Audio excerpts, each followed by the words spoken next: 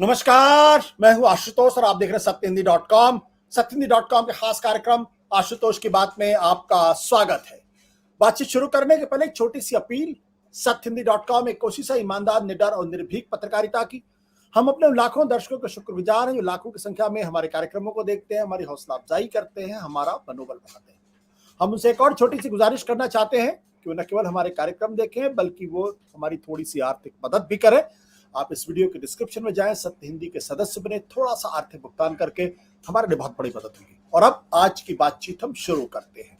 दरअसल उत्तर भारत के अंदर जिस तरीके से मध्य प्रदेश और राजस्थान के चुनाव पर लोगों की नजर लगी हुई है, उसमें कहीं ना कहीं लोगों की नजर छत्तीसगढ़ में जो विधानसभा के चुनाव हो रहे हैं और तेलंगाना में जो विधानसभा के चुनाव हो रहे हैं उस पर लोगों की नजर थोड़ी देर से पड़ती है।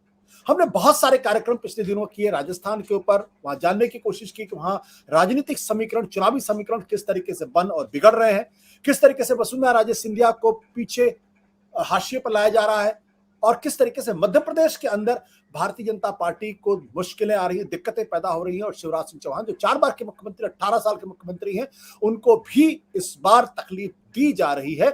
उनको मुख्यमंत्री का उम्मीदवार नहीं घोषित किया जा रहा। लेकिन इन सब के बीच में एक जबरदस्त लड़ाई इस वक्त तेलंगाना के अंदर देखने को मिल रही है। तेलंगाना, जहां कुछ समय पहले तक यह कहा जाता था कि बीआरएस को हराना बहुत मुश्किल काम है, जहां तेलंगाना के बारे में कहा जाता था कि वहां कांग्रेस पार्टी पूरी तरीके से एकदम रेस से बाहर है, जहां यह कहा जाता था कि भारतीय जनता पार्टी तगड़ी टक्कर दे सकती है और नंबर 2 पार्टी बनके उभर रही है तेलंगाना के अंदर। अब पिछले दिनों जो कुछ जानकारियां मिल रही वहां से, जो मीडिया के माध्यम से हमको और आप तक जानकारी मिल रही है, उसमें बड़ी दिलचस्प बात पता चल रही है। दिलचस्प बात यह पता चल रही है कि बीआरएस के लिए, यानी जिसको पहले टीआरएस कहा जाता था, अब उतना आसान नहीं रह गया है। यह भी कहा जा रहा है, यह भी बड़े बड़े पत्रकारों का असेसमेंट है कि भारतीय जनता पार्टी के लिए भी तेलंगाना की लड़ाई बहुत मुश्किल हो गई है और कांग्रेस आश्चर्यजनक रूप से, जी हां, आश्चर्यजनक रूप से बड़ी तेजी के साथ उभरती हुई दिखाई पड़ रही है। अब ये जो जिस तेजी के साथ उभरती हुई दिखाई पड़ रही है, इसके पीछे का असली कारण क्या है? क्या वाकई में कांग्रेस वहां उभरती हुई नजर आ रही है या नहीं उभरती हुई नजर आ रही है? हमारे और आपके पास अपने इंडिविजुअल यानी निजी अनुभवों के आधार पर, निजी असेसमेंट के अलावा एक साइंटिफिक तरीका होता है प्री पोल सर्वे, यानी ओपिनियन पोल, यानी एक तरीके का चुनावी अन्वेषण करना, लोगों के बीच जाना, उनसे पूछताछ करना और फिर उसके आधार पर एक अंदाजा लगाना कि दरअसल क्या कुछ हो रहा है। इसी तरीके से लोकपोल नाम की एक संस्था ने जो ये सर्वे किया है, प्री पोल सर्वे किया है, और उसके आधार पे आज हम बातचीत करेंगे। उनके आंकड़े आपको बताएंगे कितने प्रतिशत वोट बीआरएस को मिल रहा है, कितने प्रतिशत वोट कांग्रेस पार्टी को मिल रहा है, कितने प्रतिशत वोट बीजेपी को मिला और कितने प्रतिशत वोट एएमआईएम को मिल रहा है, और फिर ये अंत में बताएंगे कितनी सीटें उनको मिल रही। इनका पूरा अन्वेषण करेंगे, सब कुछ जानने की कोशिश करेंगे। और इस पूरे विश्लेषण में हमारे साथ होंगे हैदराबाद से सीधे सियासत डेली के संपादक आमिर अली खान साहब। आपका बहुत बहुत स्वागत है आमिर अली खान साहब। आप हैदराबाद में इस वक्त मौजूद हैं। हम अपने आंकड़े जो लोकपोल नामक संस्था ने किए हैं, जिनका दावा है कि उन्होंने कर्नाटक के अंदर जब प्री पोल सर्वे किया था उस पर बहुत सारे लोगों ने यकीन नहीं किया था। बाद में जो नतीजा है वो बिल्कुल सटीक नतीजा है, क्योंकि उन्होंने ये कहा था वहां कांग्रेस पार्टी को बहुमत मिल रहा है और भारतीय जनता पार्टी काफी पीछे होती हुई दिखाई पड़ रही है। अंत में नतीजे इसी तरीके का, जहां कांग्रेस पार्टी ने भारी जीत दर्ज की, बीजेपी को बुरी तरीके से हार का सामना करना पड़ा और प्रधानमंत्री की मौजूदगी भी उसको कोई बहुत चमत्कारी रिजल्ट नहीं दे पाई। तो पहला प्रश्न मेरा इस बात को लेकर यह है कि आज अगर आपसे मैं पूछूं कि दरअसल हैदराबाद में रहते हुए तेलंगाना की लड़ाई कितनी दिलचस्प है? देखिए, हैदराबाद तो यकीनन कैपिटल, तेलंगाना का कैपिटल है और जो बड़ी पॉलिटिक्स जो चलती है हैदराबाद से ही चलती है। और अगर हम बात करेंगे टीआरएस या बीआरएस को जो मुश्किलात हुई हैं, यकीनन अगर आप जनवरी में ये बात करते तो मैं यही कहता था कि बीआरएस को हराना मुश्किल है, बल्कि नामुमकिन की तरह था। अगरचे कि एक नैरेटिव बिल्डअप किया जा रहा था बीआरएस की तरफ से कि मेन अपोजिशन पार्टी बीजेपी रहेगी, कांग्रेस तो बिल्कुल मुकाबले के बाहर है। ये सिचुएशन चेंज हुआ कर्नाटका के नतीजे आने के बाद। कर्नाटक के बाद जो बात आई थी कि कर्नाटका में जिस तरह कांग्रेस की जीत हुई, और जो 5 पोल प्रोमिसेस वहां पे किए गए थे यहाँ पर भी हुए हैं, लेकिन कर्नाटका के रिजल्ट के बाद ही ये एहसास होने चला था लोगों को कि वैसे अगर आप हिस्टोरिकली भी देखेंगे तो जो मूवमेंट के पार्टीज होते हैं उनकी 2 टर्म से के बाद टिकना जरा मुश्किल होता है, लेकिन यहाँ पे ऐसा लग रहा था कि बीआरएस फिर से एक बार जीत जाएगी। लेकिन कर्नाटक के रिजल्ट आने के बाद लोग ये बात शुरू कर दिए, उर्दू का लफ्ज है कि चेमे गोइयां शुरू हो गई थी कि 10 साल दिए हम और 10 साल में तेलंगाना तो डेवलप हुआ यकीनन अपनी जगह है, लेकिन आवाम तक जो फायदा पहुंचना था वो नहीं पहुंचा। और ये बात जरूर हो गई थी कि हर एक के बीच में ये बात जरूर हो गई कि के चंद्रशेखर राव फैमिली को जितना फायदा हुआ है वो आवाम को नहीं हुआ। तो इसमें अब 10 साल देने के बाद, जैसा फर्स्ट इलेक्शन हुआ, सेकंड इलेक्शन से पहले ये बात आई थी कि हाँ एक और टर्म देना चाहिए डेवलपमेंट के लिए, लेकिन अब ऐसा लग रहा कि कर्नाटका के बाद ये हुआ कि 10 साल दे दिए, अभी और क्या देना चाहिए। तो अब हर कोई मैं ये कहूँगा कि हर जो पार्टी होती है, जैसा हम अगर माइनॉरिटीज की बात करेंगे या मुस्लिम की बात करेंगे, वैसी एससी की बात करेंगे, तो हर अपने अपने बिरादरी में ये डिस्कशन हो रहा कि आप दलित को चीफ मिनिस्टर बनाते बोले थे, वो बात नहीं आई, तो एससी वहां पे नाराज है।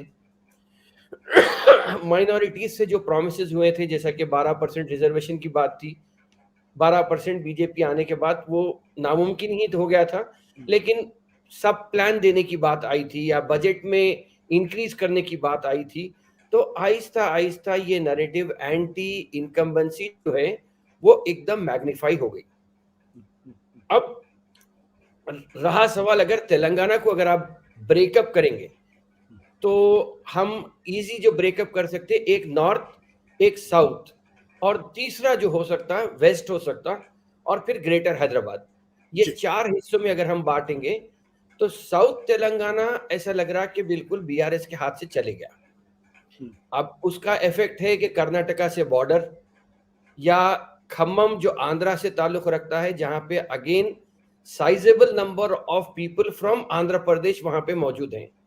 तो महबूबनगर, नलगोंडा और खम्मम ये साउथ में आते हैं, यहाँ पे सिचुएशन काफी चेंज हो गया है। नॉर्थ में लास्ट टाइम बीजेपी जीती थी 2 सीट, बल्कि 3 सीट बीजेपी जीती थी, निजामाबाद, आदिलाबाद और करीमनगर। वहां पे सिचुएशन जो बदला है वो ट्राइबल बेल्ट है आदिलाबाद तो, लेकिन वहां पर भी जो सिचुएशन कम्युनल हुआ था वो अब चेंज होके अभी भी वहां पे बीआरएस काफी मजबूत है, लेकिन किस तरीके से ये खेलते हैं गेम, अब जो भी है 45 डेज का गेम रहेगा, तो उसमें ऐसा लग रहा कि काफी टाइट सिचुएशन हो जाएगा। रहा सवाल हैदराबाद का, एक मैं हैदराबाद का बोल दूंगा। हैदराबाद में 24 सीट है, वहां पे उमूमन 7 सीट में सर्वे ही नहीं होता, क्योंकि वो जनरल तस्वुर ये होता है कि नॉर्थ इंडिया में कि 7 सीट एमआईएम जीत जाएगी। लेकिन अगर कांग्रेस का जो राहुल गांधी हैदराबाद आके जो बाहर निकले हैं, उससे ऐसा लग रहा कि यहाँ पे भी एक किस्म का चेंज हो रहा है। अगर सही तरीके से इलेक्शन लड़ा जाता है तो हो सकता है कि एमआईएम को 2 सीट का नुकसान भी हो सकता है। बिल्कुल, तो आप बड़ी दिलचस्प बात कह रहे हैं, और अपने दर्शकों को हम बता दें कि दरअसल अब हम आपको बताने जा रहे हैं कि जो लोकपोल जो सर्वे है, प्री पोल सर्वे है, उसमें किस पार्टी को कितने प्रतिशत वोट मिलते हुए दिखाई पड़ रहे हैं। तेलंगाना के अंदर जो चुनावी सर्वे हुआ है उसे बीआरएस को 39% टू 42 यानी 39% से लेकर 42% वोट मिलता हुआ दिखाई पड़ रहा। कांग्रेस को 41% से 44% वोट मिलता दिख रहा। एमआईएम को 3% से 4%, बीजेपी को 10 से 12% और अन्य के खाते में 3 से 5% वोट मिलता हुआ दिखाई पड़ रहा। यानी अगर इन आंकड़ों पर भरोसा करें, सर्वे है, जाहिर सी बात है ये अंतिम नतीजे नहीं है, इसलिए हमेशा क्वेश्चन मार्क लगा रहता है कि क्या यही आंकड़े सामने आएंगे, क्या यही नतीजे आएंगे। लेकिन सर्वे के बारे में कहा जाता है कि साइंटिफिकली किया जाता है, उसमें गलतियां भी होती हैं, 3% से लेकर 3% प्लस माइनस भी हो सकता है उसमें। तो पहला सवाल तो मेरा यही आमिर भाई कि ये जो लोकपोल सर्वे, प्री पोल सर्वे है, ये कितना क्रेडिबल है, और दूसरा जो ये आंकड़े दे रहे हैं, इन आंकड़ों में कांग्रेस आगे निकलती हुई दिखाई पड़ रही है, जबकि अभी तक शायद ही कोई ऐसा हो जो कह रहा हो कि कह रहे टाइट लड़ाई है लेकिन शायद बीआरएस निकाल सकती है, लेकिन ये क्लियर कट कह रहा है कि कांग्रेस का वोट परसेंटेज बीआरएस से ज्यादा है जी। इस बारे में आपका क्या कहना है? देखिए, ये पोल सर्वे तो हैं, यकीनन आप जैसा कहे कि ये गलत भी हो सकते हैं। कांग्रेस को अभी एज ऑफ नाउ इंटरनल अगर हम कांग्रेस की ही बात करेंगे या कांग्रेस की लीडर्स की बात मानेंगे तो एज ऑफ नाउ कांग्रेस पीछे है। स्टेट इंटेलिजेंस की भी अगर हम बात करेंगे तो स्टेट इंटेलिजेंस ये फिगर दे रही है कि 39 सीट्स कांग्रेस को आ रही हैं और 40 सीट्स बीआरएस को आने वाले हैं। बाकिया जो 20-25 सीट की रही वहां पे लड़ाई बहुत टाइट है।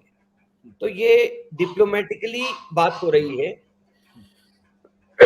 रहा सवाल कांग्रेस आगे बताने का, ये हो सकता है कि नेक्स्ट 15 दिन में ये सिचुएशन आ सकता है जहां पे कांग्रेस आगे हो जाएगी, इसलिए कि ये कहा जाता है उमूमन के अभी चूंकि नेक टू नेक है, जब बाज़ाब्ता इलेक्शन शेड्यूल का ऐलान हो जाएगा तो गवर्नमेंट तो काम नहीं करेगी। तो जब गवर्नमेंट काम नहीं करेगी तो अपोजिशन कांग्रेस है, तो कांग्रेस का जो बिल्टअप रहेगा, जो बातचीत करने का जो अटैक मैकेनिज्म रहेगा, उससे हो सकता है कि गवर्नमेंट 2 कदम पीछे हटेगी। तो उसमें ये चीज हो सकती है कि 4% या 3% की जो फिगर आगे बढ़ने की है कांग्रेस की, वो चीज आगे नजर आ सकती है कि मुमकिन है। मैं ये नहीं कह रहा हूं कि मुश्किल है, लेकिन अभी तक ये चल रहा था कि पैसों के बल पे बीआरएस इलेक्शन जीत जाएगी। कांग्रेस के पास पैसे नहीं रहेंगे, इलेक्शन सस्टेन करने के भी पैसे नहीं रहेंगे, लेकिन कर्नाटका के बाद ऐसा लग रहा कि शायद हो सकता कि पब्लिक देखिए कांग्रेस, और एक चीज है तेलंगाना में हम बात करेंगे तो कांग्रेस कभी अपने कारनामों के वजह से नहीं जीती, पब्लिक ने कांग्रेस को जिताया है हर वक्त।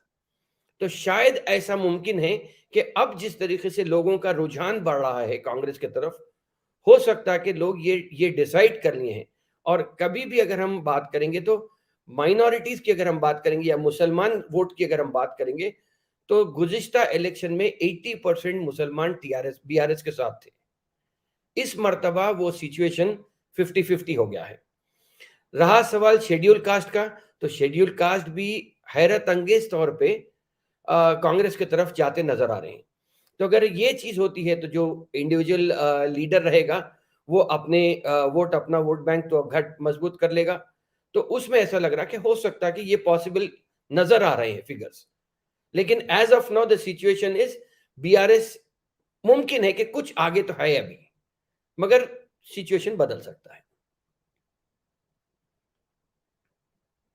तेलंगाना के बारे में कांग्रेस ने या राष्ट्रीय स्तर पर कहा जाता था कि कांग्रेस वाइप आउट होने वाली है और भारतीय जनता पार्टी कांग्रेस का स्पेस तेलंगाना में ले सकती है। ये टर्न अराउंड के पीछे का कारण क्या है? बीजेपी क्यों पीछे रह गई वहां पे? बीजेपी देखिए, एक बात ये आ रही थी कि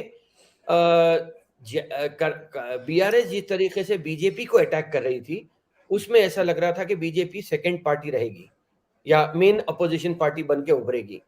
लेकिन सिचुएशन ऐसा हुआ कि जो दिल्ली लिकर स्कैम में मनीष सिसोदिया अंदर जाते हैं या अरुण पिल्लई को पकड़कर ये कहा जाता है कि ये कविता के बेनामी थे, ये पैसे ले लिए थे और वो अब अप्रूवर बन गए, लेकिन कविता को अरेस्ट करने की बात जब नहीं आई, जब बीजेपी ने अरेस्ट नहीं किया, ये एक सिचुएशन ऐसा था कि कविता अरेस्ट होने वाली है, कि कविता जो चंद्रशेखर राव की बेटी है, कि चीफ मिनिस्टर की, उनको अरेस्ट करने की बात आई थी, लेकिन जब अरेस्ट नहीं हुई वो, तो उसमें सिचुएशन बीजेपी के लिए बहुत ज्यादा प्रॉब्लम हो गया। दूसरा प्रॉब्लम बीजेपी का यह है कि बीजेपी फिल वक्त 4 हिस्सों में बटी हुई है।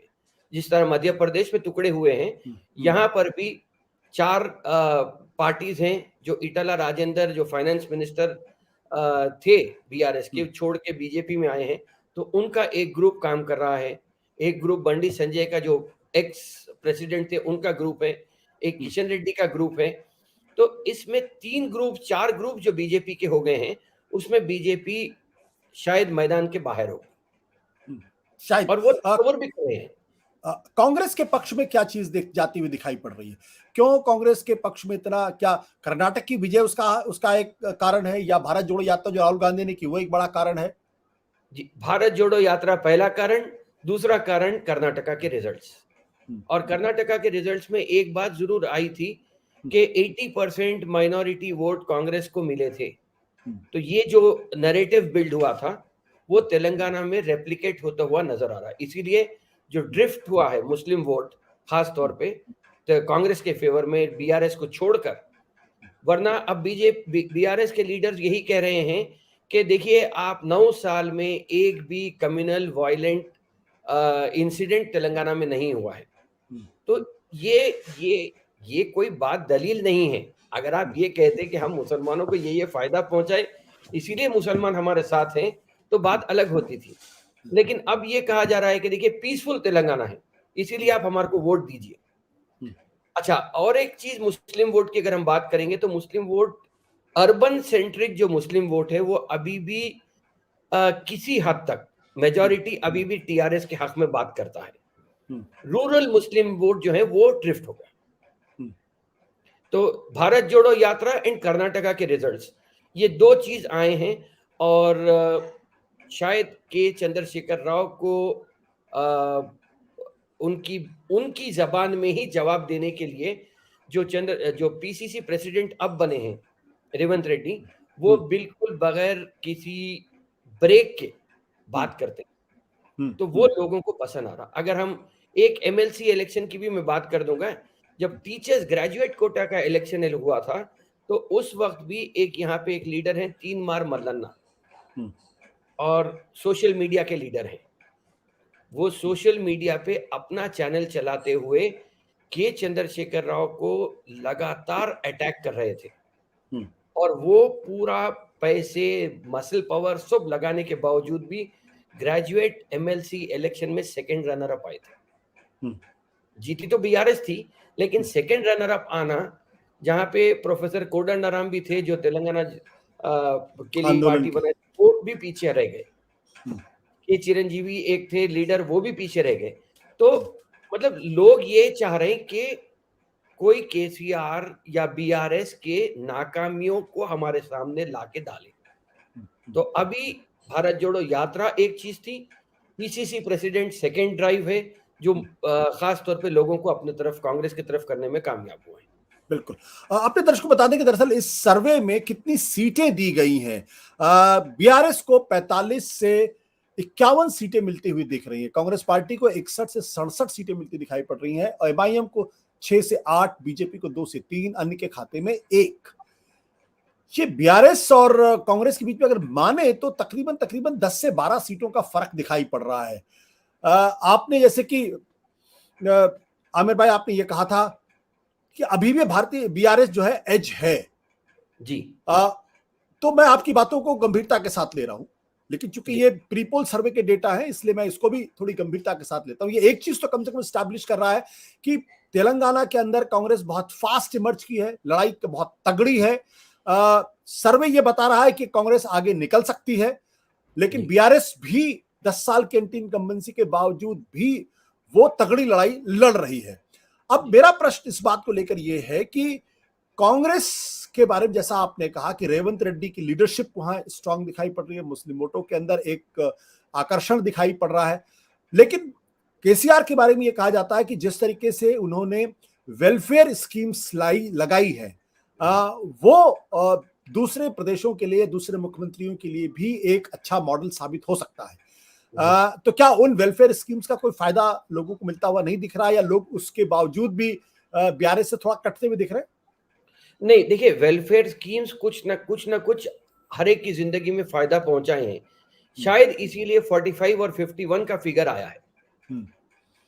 लेकिन लोग जो हैं कि वो इमीडिएट, अब लोग देखिए आई थिंक डिजिटल जमाना है, लोगों में पेशेंस भी कम हो गया है, तो लोग ये चाह रहे हैं कि मेरे को इमीडिएट क्या फायदा मिला। ये जो चीज आई है, जो इम्पेशेंट वोटर हो गया है, वो यही चाह रहा है कि मुझे क्या फायदा मिल सकता। अब 500 रुपए का सिलेंडर है, हो सकता है कि बीआरएस अपने इलेक्शन मैनिफेस्टो में 450 रुपए अनाउंस करेंगे सिलेंडर के लिए, लेकिन 500 रुपए की बात जो आई वो इमीडिएट लोगों को अट्रैक्ट करना शुरू की। तो इसीलिए इनके वेलफेयर स्कीम्स तो काफी हुए हैं, लेकिन on a larger perspective welfare scheme की अगर हम बात करेंगे तो 1999 के बाद भी या 94 से 2004 तक चंद्रबाबू नायडू ने भी आंध्र प्रदेश में काफी वेलफेयर किया था, लेकिन इंफ्रास्ट्रक्चर पे जो डेवलपमेंट हुआ था वो लोगों में कहीं एक्सेप्टेबिलिटी उसकी नहीं थी, इसीलिए 2004 में चंद्रबाबू नायडू को हार का सामना करना पड़ा था। वैसा यहां पर भी मैं समझता हूं कि यकीनन डेवलपमेंट हुआ है, पैसे लगाए हैं, लेकिन जो जो अपोजिशन पार्टीज ये कहने में कामयाब हुए हैं कि तेलंगाना जब बना था उस वक्त तेलंगाना का लोन अमाउंट जो था वो 70,000 करोड़ था और आज 3.5 लाख करोड़ हो गया है। वो कहीं पे लोगों को ऐसा लग रहा कि ये 3.5 लाख लगे तो इंफ्रास्ट्रक्चर में, मगर इसमें जो परसेंटेज शायद केसीआर को मिला होगा या बीआरएस के लीडर्स को मिला होगा, वो उससे लोग काफी नाराज हैं, तो इसीलिए ये शिफ्ट आया है। यानी ये वेलफेयर स्कीम्स तो प्रधानमंत्री योजना के तहत भी लोगों को मिली है जी, उसका असर आपके यहां दिखाई नहीं पड़ रहा? बीजेपी के जी, बीजेपी के। हाँ, देखिए बीजेपी का साउथ इंडिया में कभी भी सेंट्रल गवर्नमेंट के जो स्कीम्स होते हैं, अगर एक ही पार्टी रहती है तो उसका फायदा डायरेक्ट लोग रिलेट कर सकते हैं कि ये सेंट्रल गवर्नमेंट की है और स्टेट गवर्नमेंट की है। वरना रीजनल पार्टीज अगर टीडीपी रहेगी, या अभी आप मान लीजिए कि सेंट्रल गवर्नमेंट की ही एक स्कीम है जहां पे लोगों को 20 लाख रुपए तक की स्कॉलरशिप दी जाती है, बट वो साउथ में जब आती है या स्टेट गवर्नमेंट जब उसको प्रमोट करती है तो अपने नाम से या चीफ मिनिस्टर के नाम से उसे प्रमोट किया जाता है। तो यकीनन बीजेपी के लीडर्स यही कह रहे हैं कि हमने लाखों रुपए तेलंगाना को दिए हैं, बट जो एडवर्टाइजमेंट पेपर में आता है, जो बोला ज्यादा जाता है, उसमें चीफ मिनिस्टर की तस्वीर रहती है, तो लोग ये समझते हैं कि स्टेट गवर्नमेंट की तरफ से हुआ है। तो प्रधानमंत्री मोदी की लोकप्रियता कैसी है? साउथ में जैसा एक्सेप्टेबिलिटी कम है, कर्नाटका में ज्यादा थी, लेकिन तेलंगाना में कभी ऐसा जलवा नहीं चला बीजेपी का। या प्राइम मिनिस्टर मोदी की ही बात करेंगे तो आप देखिए जिस तरह राहुल गांधी का सीडब्ल्यूसी के बाद जो मीटिंग हुई थी, उसमें जिस तरह लोगों ने अपनी चाहत से वहां पे आए थे, उसके इमीडिएट बाद प्राइम मिनिस्टर मोदी का दौरा हुआ, पब्लिक उसमें नहीं थी। तो कहीं ना कहीं लोग ये समझते हैं कि सिलेंडर 1,000 रुपए हो गया है, पेट्रोल 100 रुपए के पार हो गया है, इसके लिए सब बीजेपी जिम्मेदार है या नरेंद्र मोदी जिम्मेदार है। तो इसीलिए वो एक्सेप्टेबिलिटी या उनका पॉपुलैरिटी का ग्राफ जो है वो उतना नहीं बढ़ा। ये जो कास्ट सेंसस की बात की जा रही है, ये जो वुमेन रिजर्वेशन की बात की जा रही है, इसका असर? नहीं, कास्ट सेंसस की बात देखिए, बैकवर्ड क्लासेस की बात अगर देखेंगे तो 50% यहाँ पे बैकवर्ड क्लासेस हैं, लेकिन बैकवर्ड क्लास में कोई मास लीडर नहीं है यहाँ पे। अगर हम नीतीश कुमार की बात करेंगे या अखिलेश यादव की बात करेंगे या लालू प्रसाद की बात करेंगे, तो यहाँ पे कोई ऐसा मास लीडर बैकवर्ड क्लासेस में नहीं है तेलंगाना में जो कॉज को लेके आगे बढ़ सकता है। लेकिन कास्ट सेंसस जब होंगे तो फिर लोग उसमें आगे बढ़ेंगे। वैसे एक इंटीग्रेटेड सर्वे हुआ था तेलंगाना बनने के बाद, उसकी रिपोर्ट अभी तक किसी के हाथ नहीं लगी, वो बीआरएस के पास ही है। बिल्कुल। अपने दर्शकों को बता दें कि दरअसल 2018 का जब विधानसभा का चुनाव हुआ था तो उस वक्त क्या स्थिति थी, अलग अलग पार्टियों को कितने प्रतिशत वोट मिला था और कितनी उनको सीटें मिली थी। उस वक्त बीआरएस को, तब वो टीआरएस के नाम से जानी जाती थी, तेलंगाना राष्ट्र समिति, अब बीआरएस नाम बदल के अखिल भारतीय स्तर पर भारत राष्ट्र समिति के नाम से आते हैं। 88 सीटें मिली थी, 46.9%। 88 सीटें 119 बहुत बड़ी संख्या थी। कांग्रेस को 19 सीटें मिली थी, 28.4%। एमआईएम को 2.7% वोट मिले थे और बीजेपी को 1 यानी 6.9% वोट उनको मिले थे। ये 88 सीटें मिलना, इसका मतलब, और सरकार में रहने के बावजूद ये बहुत बड़ी संख्या थी। और ये संख्या 46.9% से अब घटकर, अगर जो सर्वे बता रहा है, अगर इस पर यकीन करें तो कहीं ना कहीं 6% का नुकसान उनको होता हुआ दिखाई पड़ रहा है। ये इंपॉर्टेंट बात है। आपसे फाइनल वर्ड आमिर भाई, तो आपका अपना असेसमेंट क्या कहता है? क्या ये कांग्रेस आगे निकल पाएगी या बीआरएस किसी तरीके से मैनेज कर लेगी? एज ऑफ नाउ देखिए, जो लग रहा कि कांग्रेस 61 का आंकड़ा पार कर लेगी। जिस तरीके से जा रहे हैं ये लोग, जो स्ट्रेटेजिकली डिवाइड करके जा रहे हैं, मैं ये कहूंगा कि एससी लीडर्स को टारगेट, एससी वोटर्स को टारगेट करने के लिए इनके लिए एक अलग स्ट्रेटेजी है, अलग मैकेनिज्म काम कर रहा है। उसी तरीके से बीसी वोट्स को कैप्चर करने के लिए एक अलग मैकेनिज्म काम कर रहा है।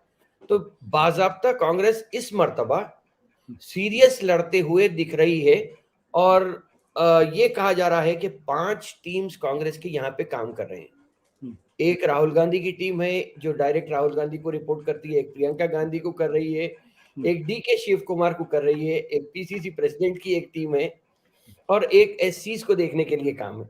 तो अगर वाकई में देखिए, कांग्रेस में अपने इख्तिलाफात अलग हैं, लीडर्स के डिफरेंसेस अपनी जगह हैं, लेकिन अगर ये एकजुट होते हैं तो फिर 61 का आंकड़ा पार कर लेंगे।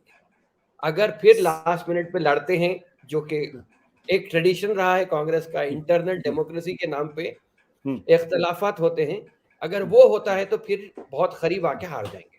बिल्कुल। जब आप 61 की बात करते हैं तो दरअसल 119 में से अगर आपको सरकार बनानी है तो 61 सीटें आपको मिलनी जरूरी है। अगर 61 सीटें नहीं मिलेंगी तो बहुमत नहीं मिलेगा और सरकार बनाने में दिक्कत आएगी। आमिर भाई, बहुत बहुत शुक्रिया हमसे बातचीत करने के लिए इतनी साफ गोई के साथ। Thank you so much.